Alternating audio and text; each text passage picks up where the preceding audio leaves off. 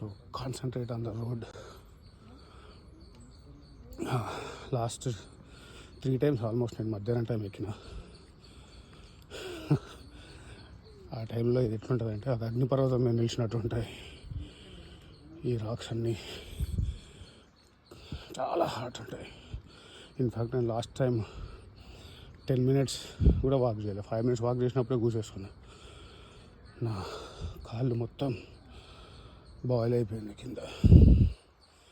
నిన్న కూడా నైట్ నేను 12 km 14 km గిరి ప్రదక్షిణ చేసిండే.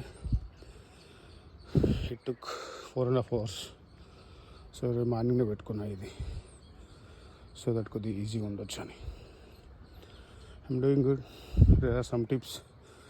ఏం తినకుండా రండి, ఈవెన్ ఛాయ్ కూడా ఎక్కుతుంది, ఈజీగా ఉంటుంది, ఆయాసం తక్కువ వస్తుంది.